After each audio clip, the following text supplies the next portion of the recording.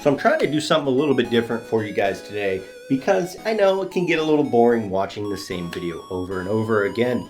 And you probably just saw one of my more recent reviews of this Scepter. Well, sorry, this isn't the Scepter that I'll be reviewing. This is actually what's coming up next. And this is the LG GQ 950. It's a 32 inch, but we won't talk about this today. Today, actually, in fact, we're going to be talking about this Scepter E275B and a bunch of other numbers that I'll put in the title of the video so that you guys know which one I'm talking about. And we're going to talk about this exclusively about console gaming, because when you think budget, when you think how can I save some money but still get a great experience, this monitor 100% comes to mind. So I want to show you that while you may spend less, you probably actually can get better results compared to some of the other big brands out there. So let's jump into it.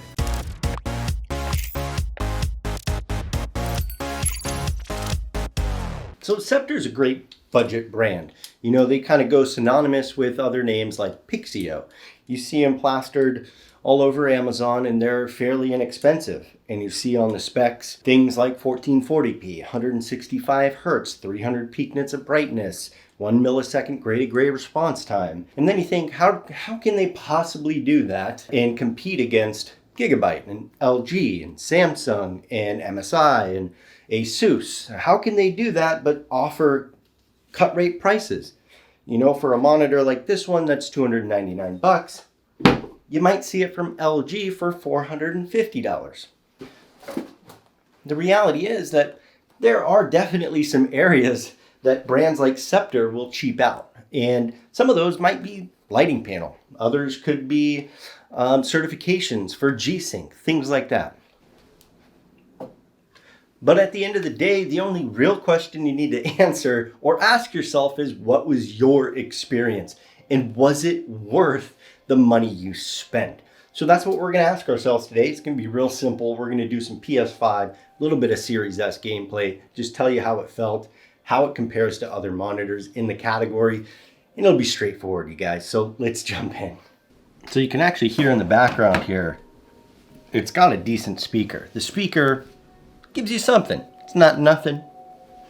So I've set up a little test on the PlayStation 5 because that's important, right? We want to see if we're going to be able to get that 1440p in 120 Hertz, because that's like the latest thing we need to know about this PlayStation. So let's see. The current screen is showing 60 Hertz SDR. Can you see this screen? Yes. HDR, yeah, I can see that. Can you see it? I can see it. Hey, 120 Hertz HDR, baby. And that's at 1440p win. Shoot, baby. Okay, here we go. We are getting 60 Hertz, 120 Hertz standard dynamic range, and 60 Hertz, 120 Hertz in HDR. That's what I'm talking about. The current video output resolution doesn't support variable refresh rate. That's 1440p though, so at 1080p we probably could get variable refresh rate. Auto low latency mode isn't supported. We kind of already knew that. And I've set up an HDR. So this whole thing is actually pretty dark, but the color is very rich. It's very deep. I'm actually feeling pretty good about this. So let's jump in and play a little bit, and then I'll tell you what settings I used and all that good stuff. Oh, this is really dark.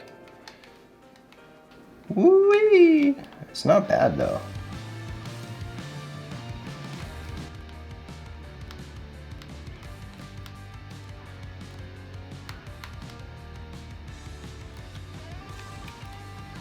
Oh my gosh, I freaking missed that. Has this just been sitting in one spot? My gosh. So I gotta say, middle of the game here, you guys. This is actually really dark. I'm in HDR, 120 Hertz, 1440p, and I feel like I'm losing quite a bit of detail. Like, it could be a lot better, and in standard dynamic range might actually pull out much more color than this. Even though I do like the tones that I'm getting, I just don't feel like the HDR is really coming through. But overall motion, like everything else, is fantastic. Like, I'm not getting all this extra light bleed. There's a teeny bit down in this corner, probably because it's pretty bright over there. But the motion and the response rate is on point, you guys, and I feel like I'm actually getting a very clean picture regardless of how dark it is. Okay, so time to change it up a little. Ooh, it's actually still really dark, but let's go back.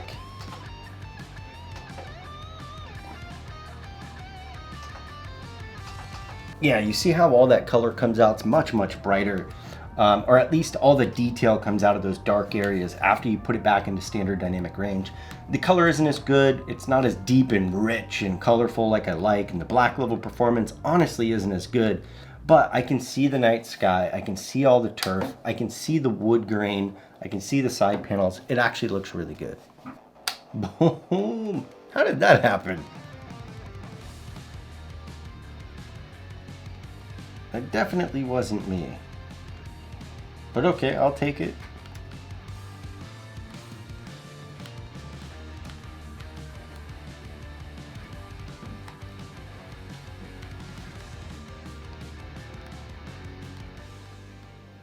Aha, 2560, 1440, 120 hertz. Well, a little bit to note, I'm just in the first person shooter preset and, you know, it's not looking terrible. It's a little washed out. But I will say this is not bad. It's a pretty good experience. And I could probably do a bit of calibrating and fix this. So I've actually been playing a lot of Zleague, you guys, and I mention it because it's been a lot of fun. I did pay a little bit to get started, but since then really haven't had to put much money into it. It's a great platform if you play Warzone, Apex, or other similar games that are competitive, and you can definitely win some money. They are a sponsor of the show. And I do have a link down below for you guys to be able to get 500 free credits. So if you click that link, go to Zleague, sign up, buy yourself a few tokens there, a few coins, and you'll get 500 free just from signing up. And that's enough to get you into most of the tournaments, as well as win some cash prizes. So anyways, you guys, I just wanted to mention that because I've actually been having fun, and it's a way for you guys to have fun and support the channel.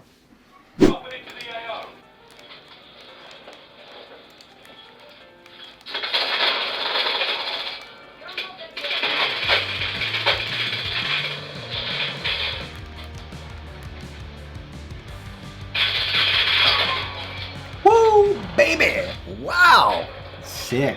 Okay, I'm feeling pretty good. You know, I don't play a lot of this on PlayStation, but if you look around, like the color's really good in the sky. A lot of amber and blue hues. Looking out to the sky line here, still looking really good. And the motion itself is not bad.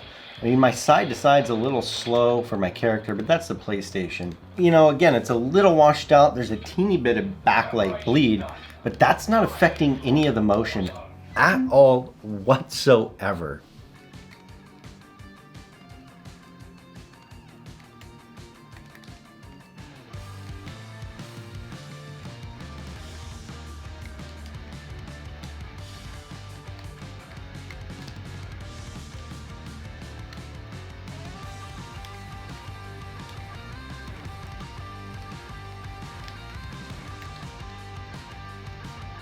You know, the field of view slider thing kind of irritates me. I'm used to playing on PC and definitely not on PlayStation 5, but totes malotes, dog.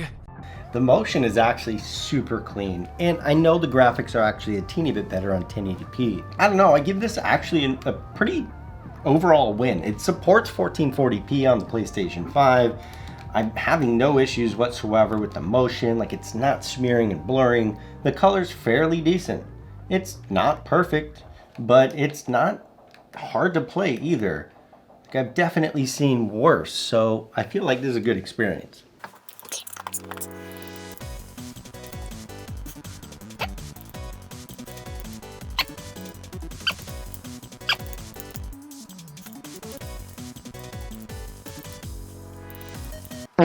Display-wise, it's actually looking a lot like the PlayStation 5. We do get a little bit of IPS glow down in the corners, but the colors and the brightness and everything like that is actually shaping up to be almost identical. A couple things to note here. The display itself is not actually auto switching to 120 Hz when I jump into Warzone. and it didn't give me the option in the settings of the Xbox. So I'm gonna restart and try again.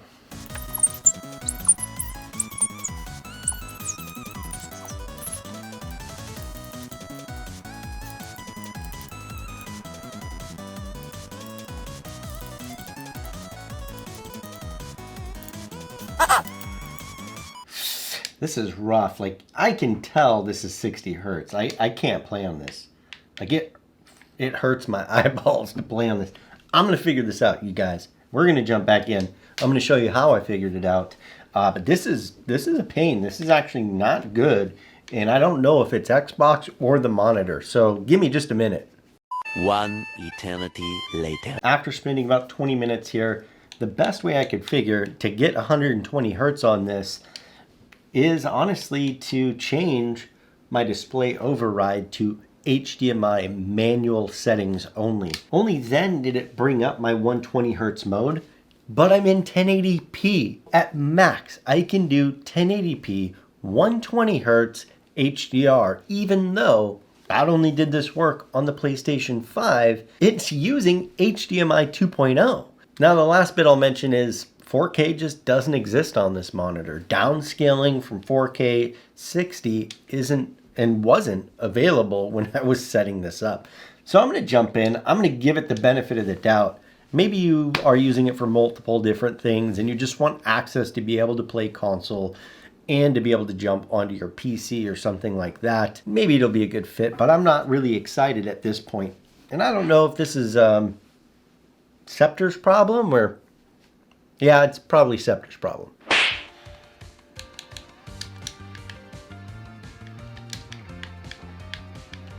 Well, at least the motion is actually way better, and it is looking closer to the PlayStation 5.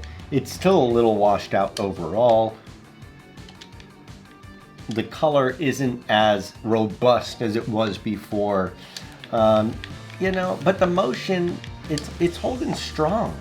There's a bit of a stutter in here, but I wonder if it's just because it's loading into game and not actually the full game. So let's give it a second here. Yeah, a little bit of stutter on that drop in. It's like buffering. Let them duke it out.